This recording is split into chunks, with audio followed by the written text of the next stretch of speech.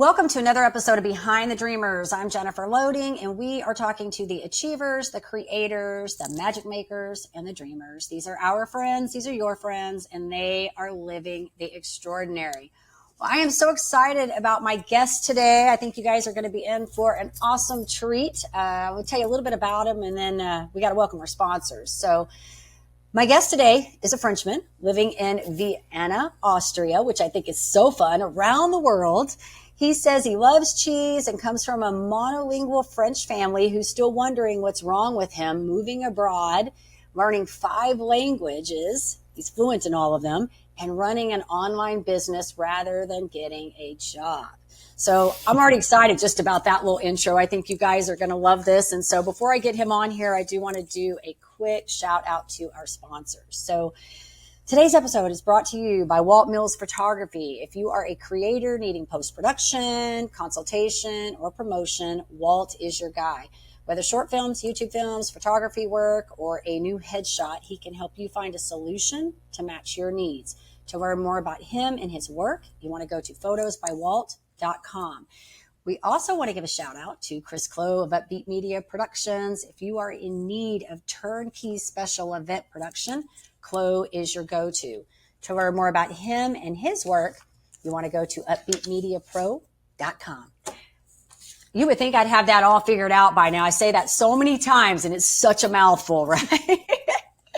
So anyways, my guest today, I'm going to try to get this right, is Angel Pretot. Am I close? Pretty close. Amazing. Okay. You're doing all great. Right. Is a French learning coach and online entrepreneur. Through his coaching and courses, he helps English speakers learn French fast, become fluent, and live their best international life. After a master's degree and 15 years of teaching and coaching French learners, he's still obsessed with improving his methods. He loves seeing his students learn faster and better and create wonderful lives for themselves. So welcome to the show. I am so excited to chat with you today. Thank you for having me. It's awesome to be with you. It's going to be fun. It's going to be fun. And I think we talked offline, which was kind of fun. We got to chat a little bit before we did this, which I think is always amazing because I get to learn a little bit about you guys before I kind of dive in and do some more research. And so I know I shared with you that I did study some French. I'm nowhere near as good as you because it's your language, but every now and then I can read a little bit of it and kind of make out the context of what I'm reading. So I'm just excited to have you here today. I want to say welcome. Thank you for having me. It's awesome to be here with you. Awesome. All right. So I thought what we would do, because I think I remember you sharing with me that you were working in tech or IT. You were doing something completely different before. Am I correct? Yes, I was a support manager. I was responsible for the customer support department in a startup before I created my own online business. Yes. Very cool. Very cool. Were you going to say something else? I thought you were going to say something there. I was just thinking I need to update this little bio that I sent you because actually it's a new year and it's been 19 years now. 19 years? But I did start teaching French a long time before I worked in tech. So there was just a span of time in my career where I was working in startups and in the tech industry. But I was always at least on the side teaching with French. So I never really stopped teaching French. Isn't that funny when I read these bios? I always crack up at these because it's fun when you're on the other end and you get to listen to the bio. I think it's kind of fun, but it never fails. There will be that one where somebody goes, I need to update something in that bio. Like something's different. You know what I mean? Like it's like something we realize, but time goes by. We get old. It's terrible. When we get busy, right? We get busy in our stuff and then we're like, hey, but hey, either way, 15 years, 19 years, you've been doing it a while. Just sounds good. Yeah, there you go. There you go. So tell me, like, how did this come for you? So did you always decide, like, you were, as a child, you were going to be an entrepreneur and you were going to go into this? Or did you just all of a sudden start feeling this, like, passion and calling to do that? Or did you find a need with people that you knew? I definitely had the entrepreneur bug when I was a child. I was always trying to, sell stuff and things. But it was extremely unappreciated or even disparaged in my French background. In France, it's just not like in the US. In the US, there seems to be a lot of being an entrepreneur is a good thing. Starting a business is more like something that's encouraged. There's definitely a big entrepreneurship culture. In France, not that much. And in my family, not at all. Like, as you mentioned at the beginning, I'm the black sheep of the family. I am the one who just decided to no, like, I mean, I can run my own business. It's okay. I got this. I don't have to have a job, you know? Good for you. So, yeah. You're like the rebel, right? Yeah, absolutely. I I am confess too. it. I'm the I get rebel. it. So am I. I'm a rebel too. But I did grow up in an entrepreneur family. But it's funny because I've always kind of done things on my terms. I've always had to go a little bit against the grain, so to speak, in our lingo here. That it's just I can't follow like what everybody does. I've got to just be a little bit different and do my own thing. And, Yes. and I would say on my terms. So good for you. I think that's awesome. Yeah, And I you, agree. I think it's definitely better to be working on your terms if you can. It's more fulfilling. yeah, absolutely. You get to call the shots. You can decide. I always say it's not like as entrepreneurs, we just say, we don't have to put in the work, right? Like we have to do the work, but we do it the way we want to do it, when we want to do it, and how we want to do it. We get to decide versus someone saying, this is how you should be doing everything along the way. Yes. I mean, definitely, like as you mentioned, I also have a master's degree, which is in teaching French and creating training courses in French as a foreign language. If I did not have my own business doing that, I don't think I would be able to have a job where I would actually apply, in my field for real, not just teaching, but actually creating training courses and so on. I don't think there's any job that really, probably it exists, but there are a lot less jobs than graduates where you get to do that and really do it completely, from A to Z. Yeah. And you're kind of a one of a kind. There's not a lot of this out there, really.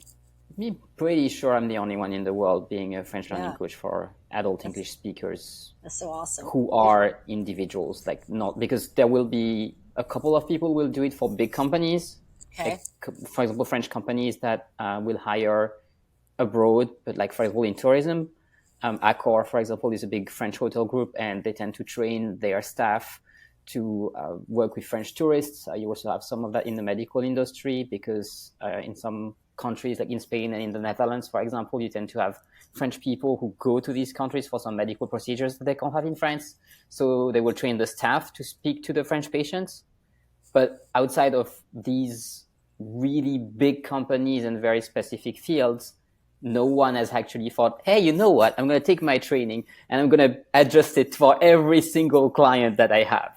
Like that was my idea.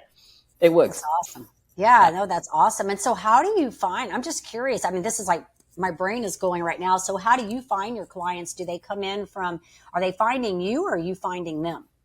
They are definitely finding me. So I'm doing my best to have content up on YouTube, to be found on Google. I have a lot of clients coming from Pinterest as well. And awesome. Definitely people stumble upon something that I've created, a pronunciation course on YouTube, or I have made a couple of videos that are about celebrities.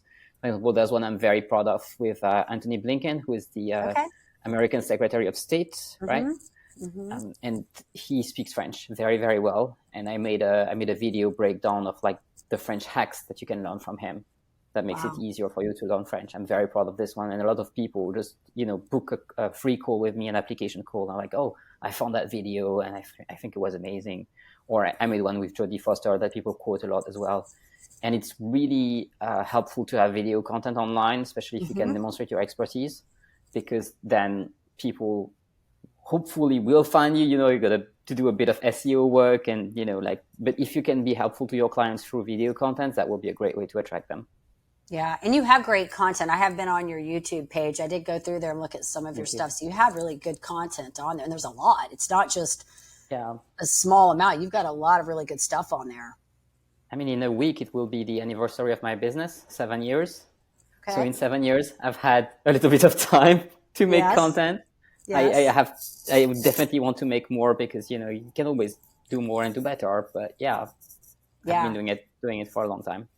And I can tell by listening to you and just from this conversation and our previous conversation, you're passionate about what you do, which I think is so important in our line of work because we're all, all of the entrepreneurs that I bring on this show. I mean, if you've looked at any of them, it's just you get some that are kind of the same, but there's a lot of variety. And the one universal thing I say about everybody that comes on here is that they are all passionate about the things that they do. Like they genuinely love what they do. And it's so important in what we do. I think if you don't love it, you cannot stick to it. Right. I've never had a job for 7 years. Yeah. just didn't happen. Like I've had a lot of teaching jobs, but they were not always in the same place. They would have been here and there.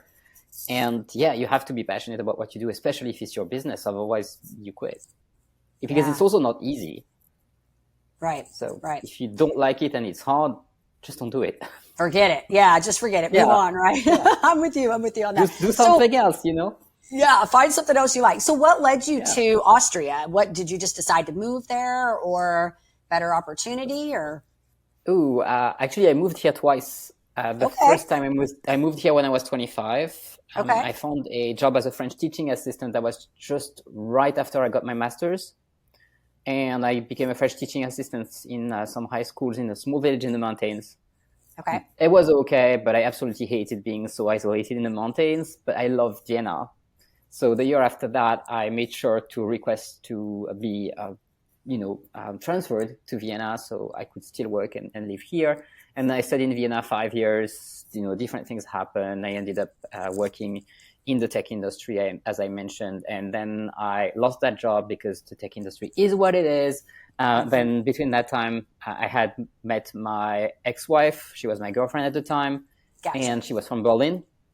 Okay. And she told me, you should come to Berlin, better opportunity, great tech scene, which, by the way, that is absolutely true. I mean, there's a much bigger startup scene in Berlin than in Vienna. So I did that, and I did indeed find a job that was better. I didn't get promoted because it was a different company, but a step up. Yeah. So I became the support manager for that company, and I only stayed there for like a few months, like 6 months, I think, because the leaders of this company had an incredible skill where they managed to convince everybody that they would be better at running a business than they are. And within the 1 year after that, almost the whole team left and was like, we're just going to start our own thing. Because they were just extremely convincing and if we can do it, you can do it too. And to be honest, it's something that I will say about online business as well, but it wasn't like that. It was more like, it was clear that what they were doing was nonsense. To put it mildly. But I had missed a key element that meant that they were quote unquote successful, and it would be a lot harder for me when I would have my business. They had 20 million in funding. I had 0. Gotcha. So that company never brought in a euro or a dollar or any currency, but that was fine because their business model was just throwing money out of the window because the investors were just giving it to them. Because tech works like that, apparently, sometimes. Okay, yeah. So I had to learn that the hard way. I was like, what do you mean I'm a nobody and I'm not getting funding and I have to make it work on my own? I do not like that. But yeah, I mean, 7 years later, business is still alive. So I think I did fine. You did good. Yeah. Cause I think that 7-year mark is kind of the mark, like if you make it that long, cause most businesses go under way before that. Most are dead in the first 3 years. I think 90% are dead in the first 3 years. So, yeah. So you've got the fighter spirit. I can tell. You always know when you meet people and they've got that, I can do it. And it's funny. I was talking to someone yesterday on the show, and, I think I grew up in an entrepreneur household. So I kind of understood. I always joke about this feast or famine lifestyle. I just came to understand the lifestyle of an entrepreneur. And so I've always really looked at this from the angle of that there's always going to be a fire burning. Like there's always something that you need to work on. You're either really good at selling and you need to work on your marketing, or you need to work on your closing. There's always pieces that need to be worked on. But your job as an entrepreneur is to, one, understand that, and to, two, is to navigate around it. Just assume there's going to be something that you need to deal with, and your job is to figure out how you're going to get around it, right? Yeah, absolutely. You can always do better. I do find also that in my business, my job running an online business as a coach is also to make things easier for myself. Right. Not really assume that it will always be super hard, because if you go from this perspective, yes, it will always be super hard. Sure. But I really like to see it as building. I'm building things for myself, and now I can only work a few hours a week if I want. A lot of the work that I do is not absolutely necessary. It's just building for the future, building a better structure, doing things to improve things. And because I've been doing that for a number of years, now my job, my work is a lot easier because I have templates for everything. I have already like an onboarding process for clients. I have already in my group program, I have a workshop library, which, I launched that program in 2019. And at the time there was 0 workshops in it. I just launched it. I was like, okay, this is what we're going to do. There will be these workshops and you're going to help me. You're going to vote for which workshops you want to see. I'm going to create them. And after 3.5 years, I have a big workshop library now with, I don't know, maybe 25 workshops in it. Wow. So of course I can tell people, right, so now this is where you're at. I've introduced group classes now as part of the program. So every Sunday we meet and the people, the clients or the students speak French to me. I give them feedback and I can tell them, okay, the point where you're at, it's this particular workshop about verbs or even this section in that workshop. And I recommend you watch it next. And awesome. that really, really helps because a lot of things is built. So I would definitely encourage anyone who wants to have an online business to think of how can you build something that will make things easier for you later. Also because, make no mistake, everything will be harder than you assume at the beginning. Absolutely. It's the typical entrepreneurship situation. I'm with you. So Yeah, I'm with you on all of that because I'm in the process right now. I'm working with a mentor and I'm trying to move. I do a lot of, face-to-face coaching right now, obviously through Zoom and other methods, but I'm building a program out right now to move that to an online space. And so, yes, I'm with you. The idea obviously is to make your life easier. I mean, that's part of it. And I say, as much as I love coaching my clients, I really do. It takes a lot out of me because I'm very vested in them and I always say my coaching is like therapy. So I'm always tired when I'm done. So yes, I am with you on that. How can we make things easier, get systems in place so that you can make things easier for you down the road. So absolutely. Good for you. Yeah. That's awesome. Yes. And once you have a good process with one-on-one clients, it's relatively straightforward to turn it into a program as well. Yeah. But if you don't have a process and you have to build your programs from scratch, it's so much harder. Right. With you. Good job. I love it. All that you're doing. It's great. It's good stuff. I had another question and then I just totally blew my mind away because I was listening to all that good stuff. So anything new coming up for you? Are you creating anything more that we should be looking for? I definitely have some ideas of things I want to create in the future, but that's not really coming up soon. So right now, really, I'm on the French learning coaching. So if you're an English speaker or you speak English, even if it's not your native language and you want to learn French, you definitely can contact me. I have my website, frenchtranslate.net. I'm sure you'll have all of that in the show notes. Yeah. And really, those are the two things I do. I do one-on-one coaching with clients and I have my group program. Everybody who's a one-on-one coachee also get access to the group program because I like to, keep it together. So if you have hours with me, once a week, you can also have the group class every Sunday, or for much cheaper, you can just join the group program. And that's really, those are the two things I do. I try to, change it up, add things and so on. And I find it's the way it works. Yeah. One day I would love to create a coaching certification to help people become language coaches, because that does not exist at the moment. And in fact, there were no French learning coach before I came up with it. There were a couple of people who called themselves an English coach, for English as a second language, but there was no one for French. And I was like, I can do it.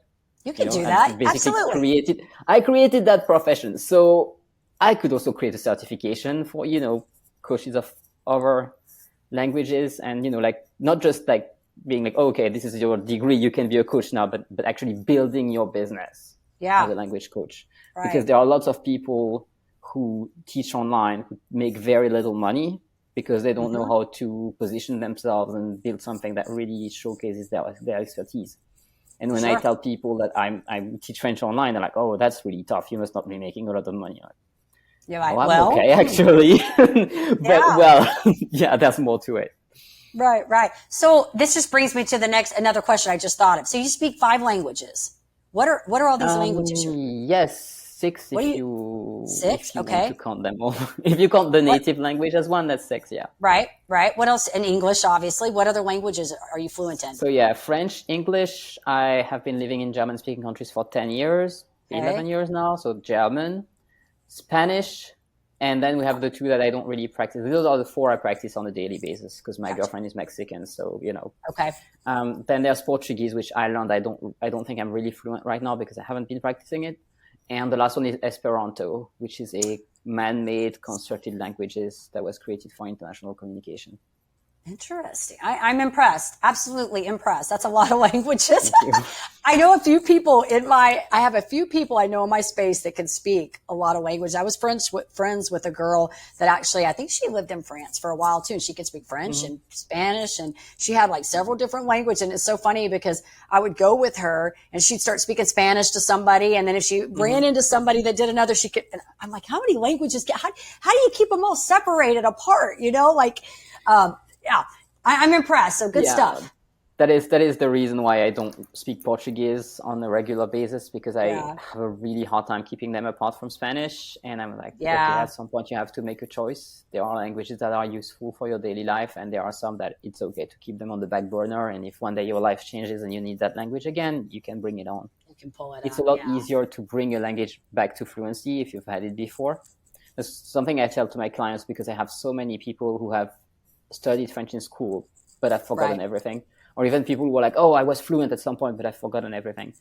Like, Yeah. it's not really forgotten. It's just that you haven't been using it. So your brain was like, okay, this isn't useful. I'm not going to keep it active.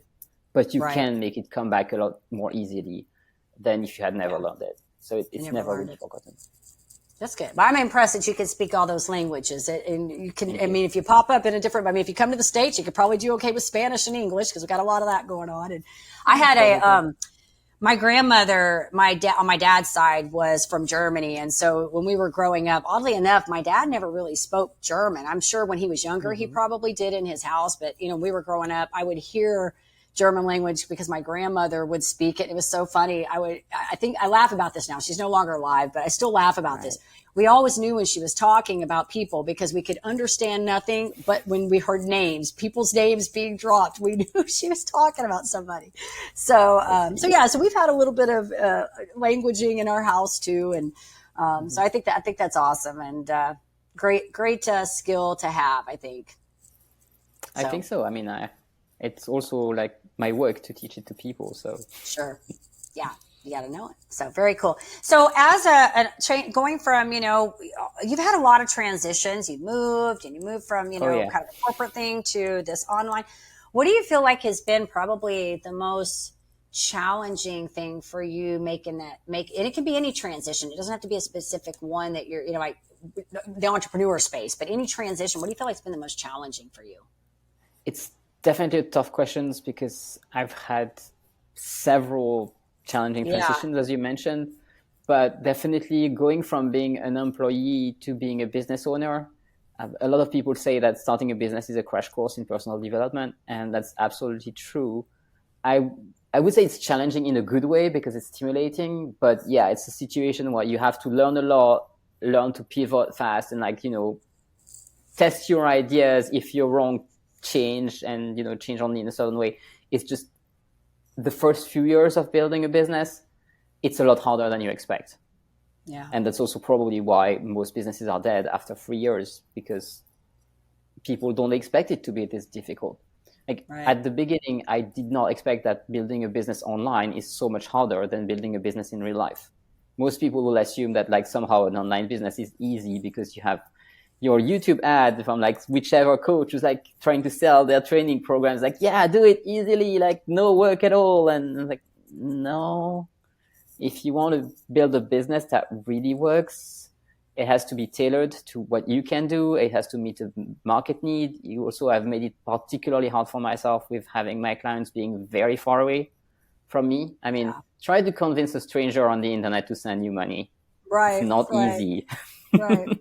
Yeah. It's not easy. I know there are scammers all over the world who just do that as a carrier, but I don't think they scam very intelligent or very aware people. It's probably mostly people who are not very aware of how the internet works, or they lie to them or something. But I also don't think they have a high success rate. Maybe they speak to 100 persons and they manage to scam one. Right, exactly. Yeah. It's not an easy job. And so of course, I have a legit business, so I have certainly a much higher conversion rate than they do. But, first I have to find people, or rather have people find me, and then, have them trust me enough to become my clients. And it's just not easy, especially when you're starting. Now, of course, as we said, I have a ton of content on YouTube and people see that I'm the real deal. I exist. If you get on a call with me, I look the same as on my videos. I'm a real person, and it's relatively easy for them to find my credentials, find out who I am, and just like make sure that, yes, I do deliver what I say I will deliver. I have testimonials on my website and so on. But all of this takes time to build. And at the beginning, you don't even know what you really want to do. Like, even if you know, like, okay, I want to teach French, it's still not really a positioning. There are hundreds, maybe thousands of people trying to teach French online. Yeah. You have to be more specific than that. Yeah, I was going to say, I agree with you. I have a client that I work with that she's originally from Russia and she's living in Spain, and all her businesses are online. I've actually been working with her for about 3 years now, since early when the pandemic hit. And that I remember her telling me that's one of the most difficult things, more so in the States than in other parts of the world, because here she says you have to have a website, because she's like, there we just send money and we don't think anything of it, but here everything's done through a website. And I said, I'm like, yeah, I don't know why, because you're right. There are scammers, but I don't know how many people get scammed? I don't know. Like, it seems like you could do enough research on some of this stuff to make sure, but I think everybody's so skeptical, right? And so when you have to get into that place, they want to see websites, they want to see that you're credible and all of that stuff. But that was also one of the things the things with scammers is that they almost always impersonate someone else.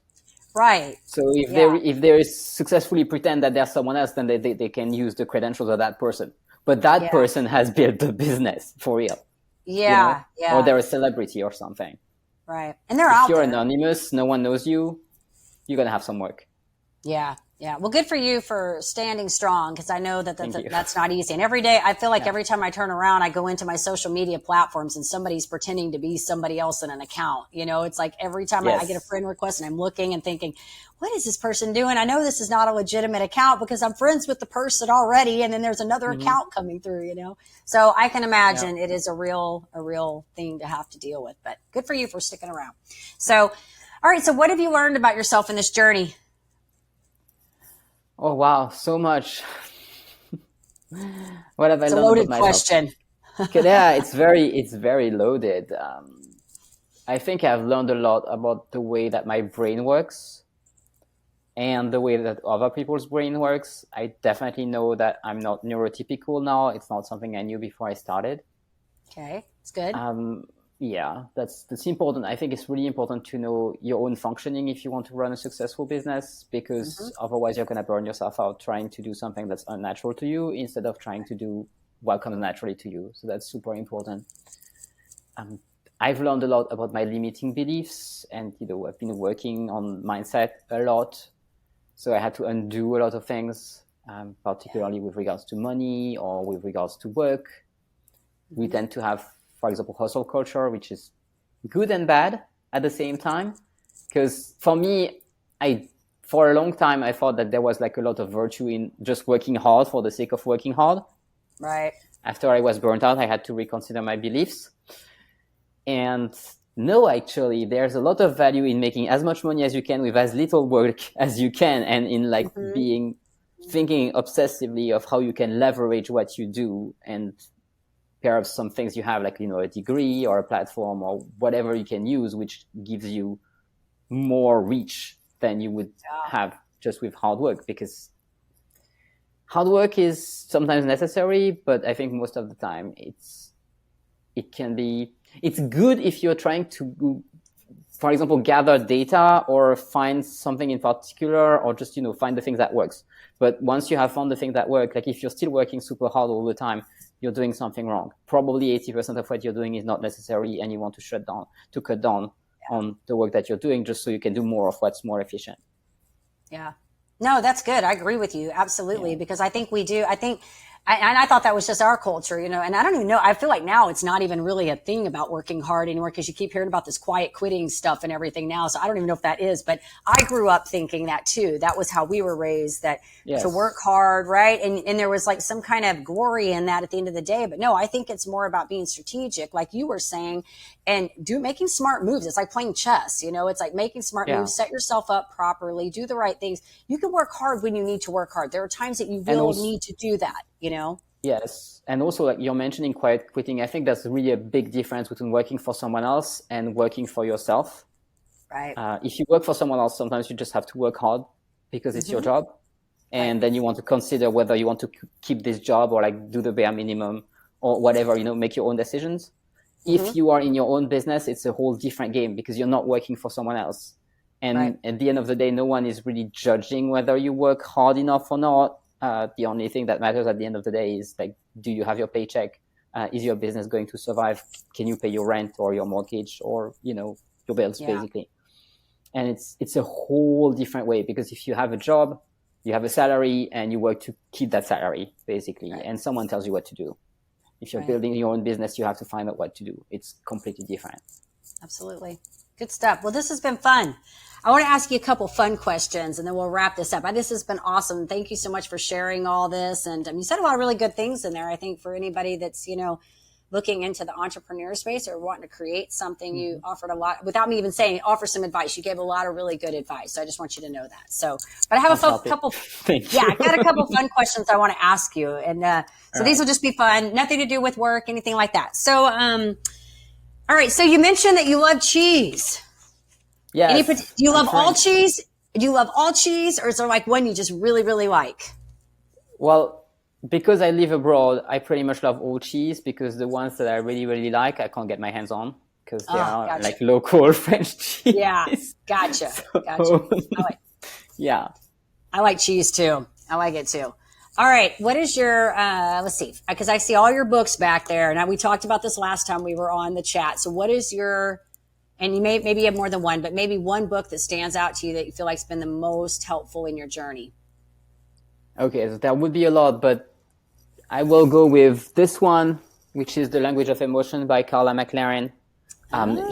This is an incredible book. If you haven't read it, it's even like a handbook, like when you have all the little notes. I see all your notes in there. Yep. Yes. Yep. I've had her on my podcast too. So you can head over to my YouTube channel. There's an interview with her. She's incredible. And like this has been very, very excellent in understanding your emotions, why you have the emotions that you do and how they support you. It's not immediately business related. So I'm going to give you a second one that's more like immediately business related. Well, that one's good too, because I think you need to deal with that in life too. Yes. So helps you be a better business leader. Yeah, this is the new edition of it. There was a previous version, so it was previously called Chillpreneur. So I used to recommend the other version. This is Chill and Prosper by Denise Duffield Thomas. She's absolutely excellent. She's my money mentor. She has a online group program which is called Money Bootcamp, where you learn about money mindset. And she really is all about working smarter and adjusting your mindset so that your business can be successful. I can safely say that I wouldn't be where I am nowadays without her. So that's super important. So yeah. Awesome. Well, thank you for sharing. This is my favorite part. We get a whole book list on this part of the podcast. I got somebody told me 3 books yesterday, or maybe it was more than 3, but I knew one of them and said I didn't know anything about those. So it's always helpful because if other people are looking for resources or if I want to find a book, I just ask you guys what you're reading. See? So awesome. All right. One last question I want to ask you. So when you're not doing your French and coaching and doing all your things, what do you like to do for fun? What's the other fun stuff in your life? I like astrology a lot. It's something for the longest time until the age of more than 35, I was absolutely not a believer. I just didn't see how it could work. But one day I just, I was hanging out on TikTok and I stumbled upon a couple of videos and I was like, wait, what? And I fell into that rabbit hole and it's really, really fascinating because to quote Chris Brennan, who's one of the most influential astrologers of our time, astrology shouldn't work, but it does. Interesting. I just finished coaching a client that was an astrologer. I just wrapped up yesterday with her. Yeah, very dynamic person. Yes, and it's absolutely fascinating, the work with archetypes, the patterns, and so on. So, that's very cool. Something I'm definitely into. And I do a lot of personal growth stuff, as you can see with all the books. Yeah. Because, I like energy work a lot. I actually have some energy work videos on my YouTube channel to help people with learning French. I do a lot of meditation. I have meditation tracks as well on my YouTube channel. Yeah. That's awesome. I do remember you mentioning that to me. We talked about that, I think, when we were off. So good for you. That's awesome. Yes, and meditation is so good. I studied that too. So I believe it's definitely a helpful and beneficial in Yeah, a lot of ways. So it's absolutely super helpful. Like, it's incredible how versatile it is, and the number of ways that you can adjust it to help you in your life.